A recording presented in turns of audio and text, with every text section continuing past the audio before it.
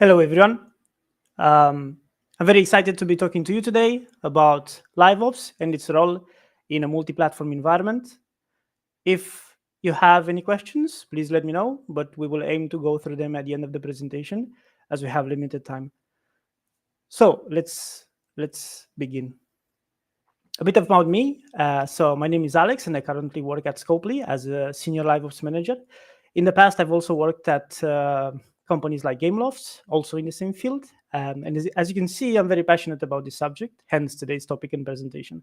I figured what better way to let you know me, if not by the games I play. So I've been a really loyal player and at the same time payer of games like Mobile Legends Bang Bang, PUBG, Mech Arena, Clash Royale, Bullet Echo, which I find sort of like hidden gem, Clash Royale as well.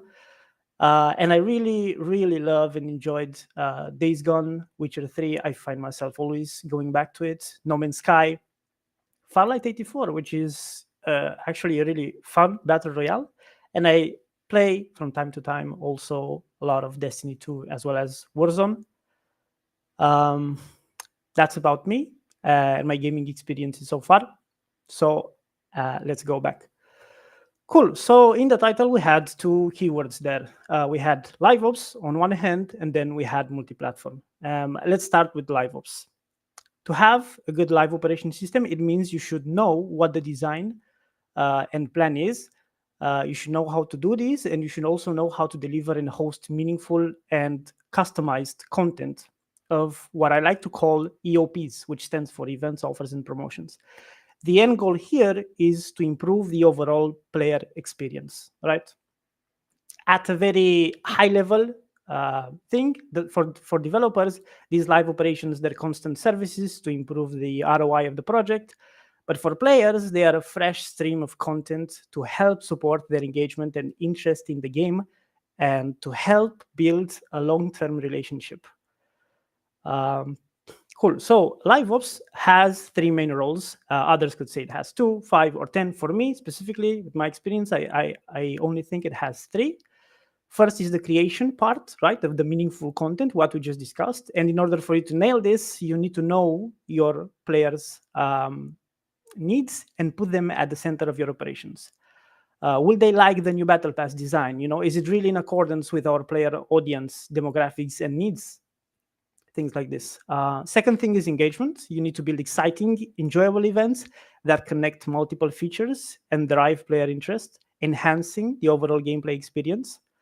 There are two key points here, which is commitment and feasibility, as you need to balance these throughout. These are two very important factors. Events designed must be challenging but feasible. They need to require a high level of player commitment, but they also need to remain accessible and rewarding. So basically, if you nail these 2 points, the third one is gonna pav itself your way towards you, which is revenue maximization, right? This is crucial, especially when you operate on multiple platforms. You need to know your KPIs. You need to know what you can utilize during bad days and how you can maintain the KPIs during good days. And you don't need to stop there. Look into player behavior patterns and how they respond to your operations in order for you to understand how to maximize them. Cool. The second point is multi-platform, right? So basically, as the name suggests, it means your project must be on more than one platform. That's what a multi-platform or hybrid game is. A true multi-platform game is on all gaming devices and on all segments, right? Which means mobile as well as PC and console. So now that we basically discussed these 2 points, let's see the next thing, which is just how many platforms are there, right? The answer is many, but the main important ones are console. So we have Xbox, PlayStation, and Nintendo. We have mobile, which comprises of iOS, Android, and Huawei, kind of like depends on the region. And we have PC, where we have platforms like Steam and Epic Store.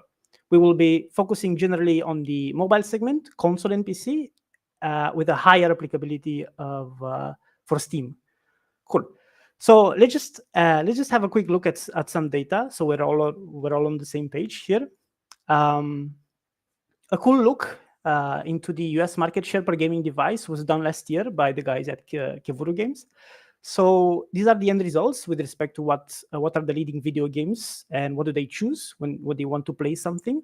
And looking at this chart, you see mobile is basically leading this with 64%, then console 54%, and then PC 45%. The numbers were very interesting to me because I knew they were quite accurate as confirmed by Visual Capitalist with respect to last year's US market share between console versus PC. The market share there reportedly was 57% owned by console and 43% owned by PC.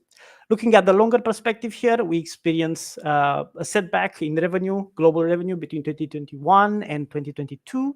That period is kind of like seen as a recovery phase of the sector, but by the end of 2023, we started growing again.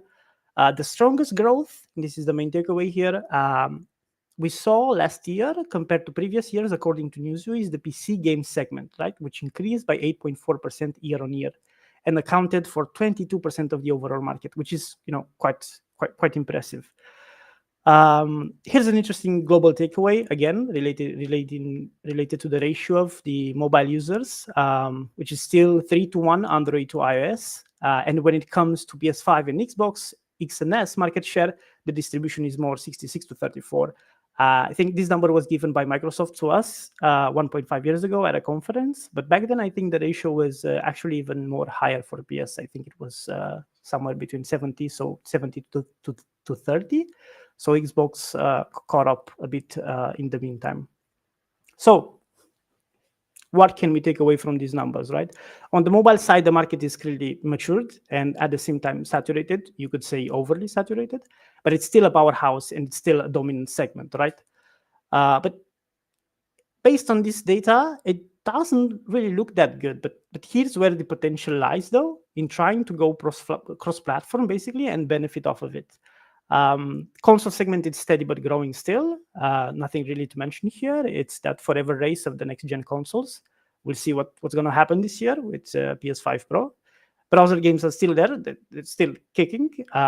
There's an interesting shift towards like expansion of the internal shop, mobile shop towards the browser.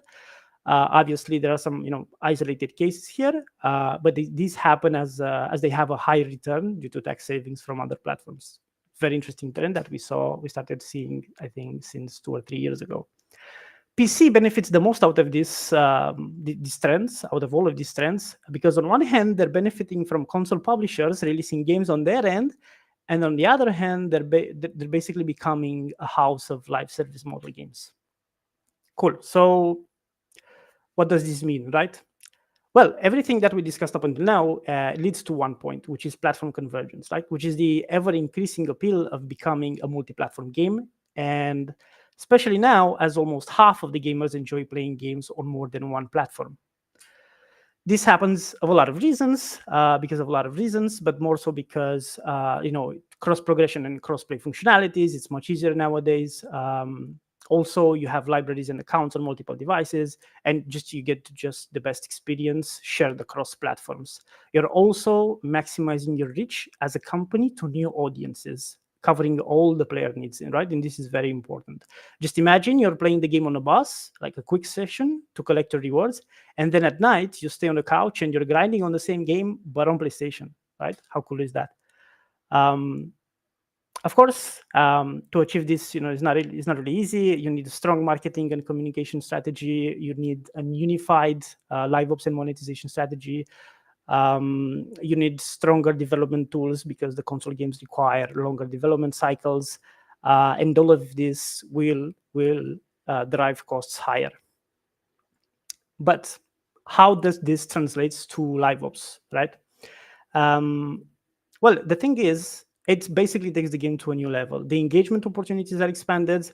The retention strategies become more flexible as players can switch between devices seamlessly.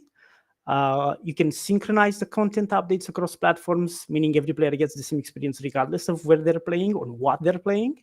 And the most important, or one of the most important factors here, is that you're building new communities, in totally untouched environments, as players from console, mobile, and PC can now play together and share experiences and participate in the same events. Cool. So Let's have a quick look back. We covered so far the concepts of LiveOps and multi-platforms. We looked at the market. We reviewed some numbers. We looked at the takeaways. But now, what we are going to do is to have a more hands-on approach on the subject. So what I want to do now is a brief study case or exercise where I want you to envision that all of us here in the call have been working together to release this brand new game. We're going to call it Eclipse Quest, right? It's a platform type or top to bottom game. I haven't really figured it out yet. Which is it? You need to complete certain challenges, kill monsters. There's this twist, crazy twist with the day shifting to night. And the whole game basically ramps up in difficulty and also rewards. Of course, this is just an example. The game can be anything you like. I'm biased because I got the idea while I was playing Ragnarok, and I thought that the wolf mechanic was a really cool and pretty cool addition. So anyway, let's suppose we're skipping the regular development processes, right, with our game. So we've been to idealization, concept, market research, prototyping, soft launch, war launch, and so on. Suppose our game has been on the market for the last 4 to 5 months, and suppose it's doing well right now. Okay, but now we are going to look at the game's meta because we're trying to build the meta. But there's a key aspect here. Our much beloved Joe, part-time analyst, part-time market researcher, tells us that there's an audience for this game on console. After we scratch our heads and kind of think for some weeks, we decide to let Joe, shine and take his advice, basically. So what we are going to do is let Joe filter the features that we wanted to port through our game through this new perspective of multi-platform, right? And how these features would be implemented, if they would have success, if we would need to modify some of them, and just what would be the overall status if we're trying to think big, right? Okay. So the main purpose with building our meta is drive retention, enhance engagement, and just level up our monetization game, right? Moving on, you will see these tickets, small tickets on the right. These are takeaways, small takeaways. And in this particular case, you need to remember to take things one at a time, right? There's no point in rushing with all of them at once. Even if you have the capacity and manpower to do it, take it one by one. Chances are by splitting the focus into more parts and trying to chase all the rabbits, might leave you empty-handed. So you can easily get sloppy. Not to mention that your communication game between cross-functional teams must be top-notch to support this. And it's much more difficult to achieve this than it actually sounds. Cool. So we look on the market in trying to pinpoint features for our meta, for our game. And on the LiveOps spectrum, we see the following things. For like a late game, has battle passes, has events, has tournaments, has in-game subs, news, IPs, add-ons, daily bonuses, UGC, community milestones. It has all of these things, right? We realize they are very diverse, but the core throughout the years, if you think about it, has remained pretty much the same. What has truly gone up is the variation metric, right? We have so many different looking and implemented like differently things, but ultimately they're doing the same thing. And that's perfectly okay, right? You don't have to come up with the next big thing. Just remember that innovating is not inventing, right? Innovating is not inventing, it's adapting. So take a good look at what is out there and think how that could translate into your game for your audience and blending it with your needs, right? This sort of misconception on innovation is also the reason why I'm a bit cautious when I hear someone saying some game did this new cool thing, and so should we. So we should as well. When in reality, it's a variation of an existing feature or mode they already had, or they've been A/B testing it for a longer time, and they knew there was a need to fill in, right?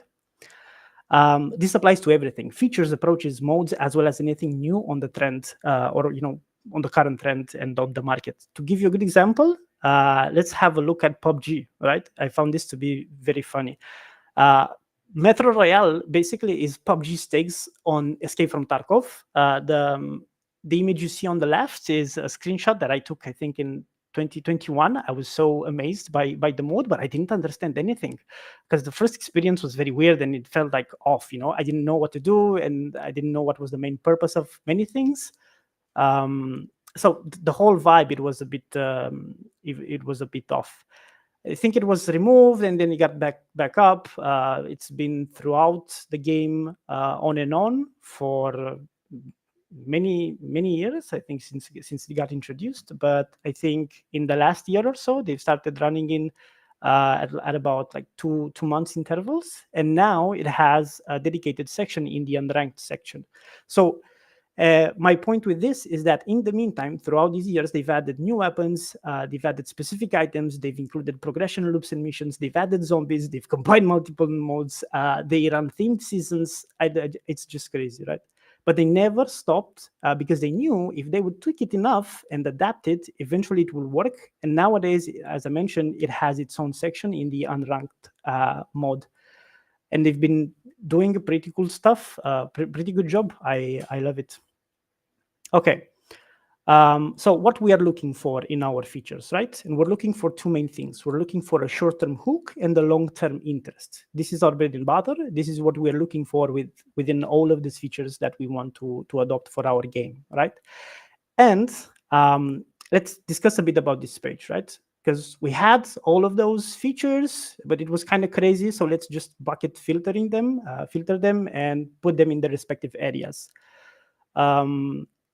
Now, going back to our example, right? Finding out what to look for. Are there any changes that we need to do in order to adapt these features to our platforms?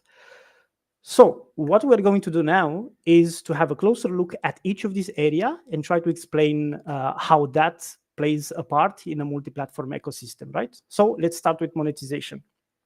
The differences across platforms lie most of the time in value perception and player behavior. The audience on console is not that responsive to microtransactions, right? Let alone the aggressive monetization we have on mobile.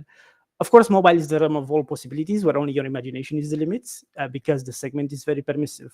So you can implement everything on the list and even more.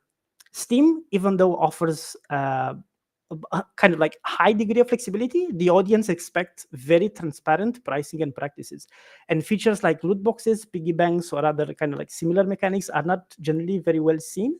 And you need to be careful because they will contribute to a lower rating on your Steam page, which is going to heavily impact your game's performance.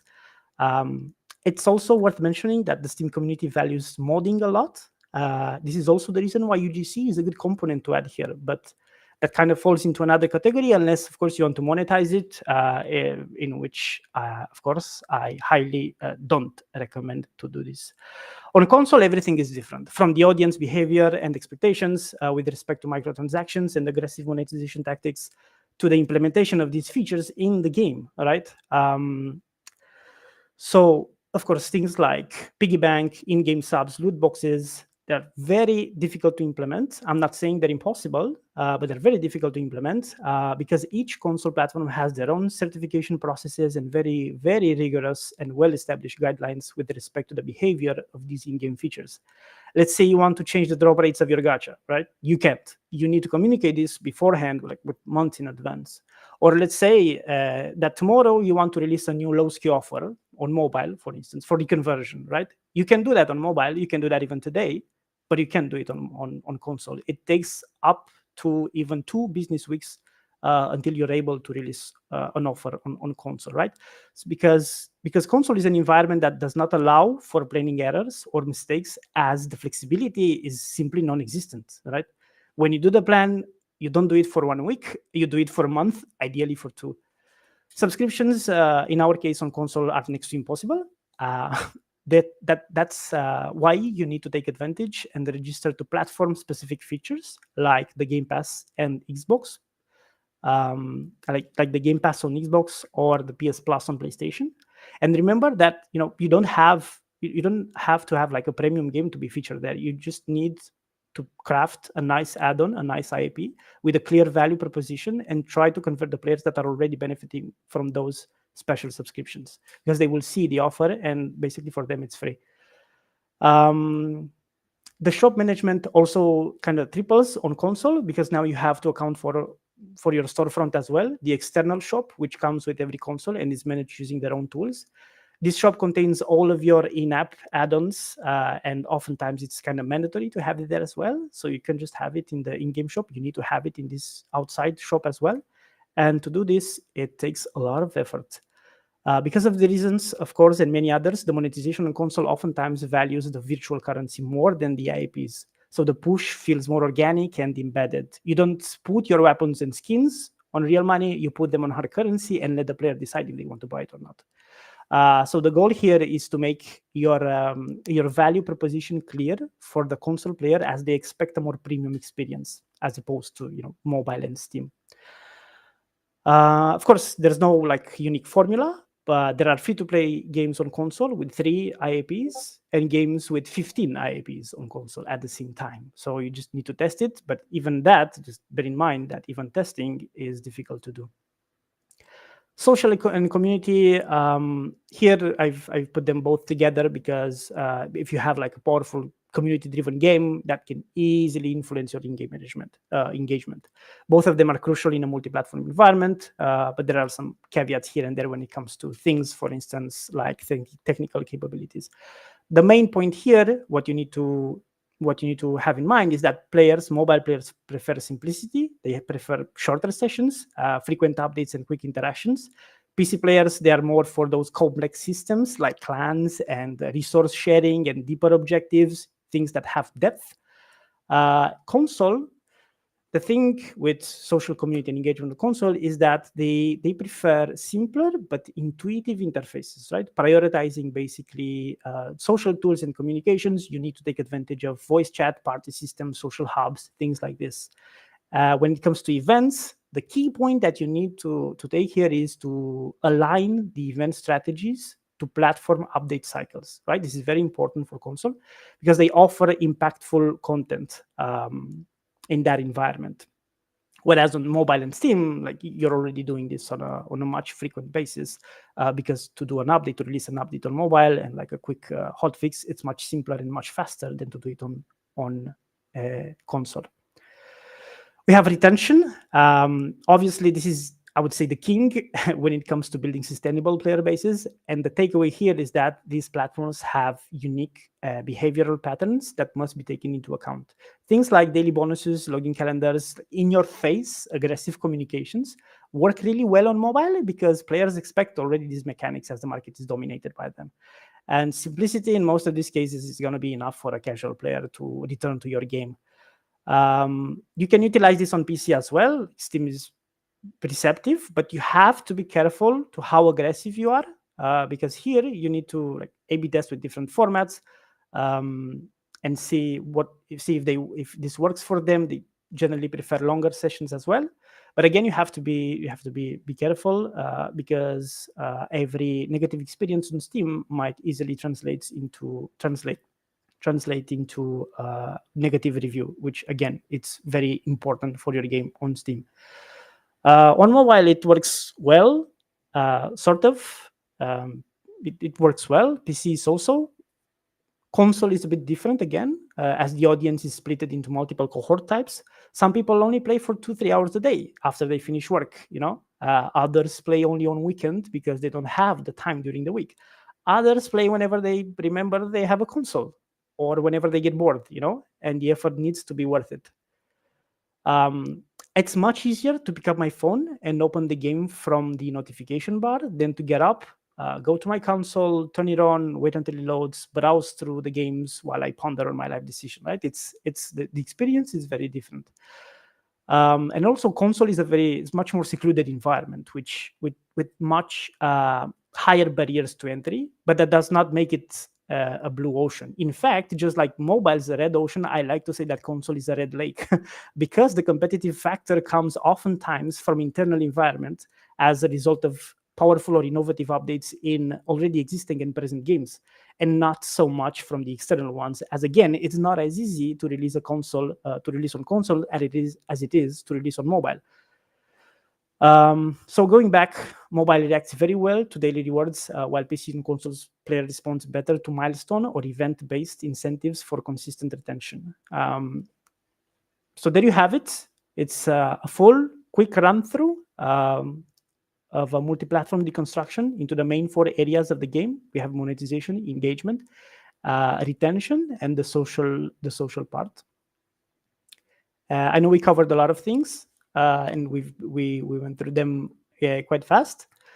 It was a privilege for me to be talking to you today. I love discussing or talking in general about LiveOps and how we can utilize this to not only reach our targets and objectives, but also to fix current issues, which I think in itself, that I think about it, it could be an awesome topic for another presentation. Thank you very much.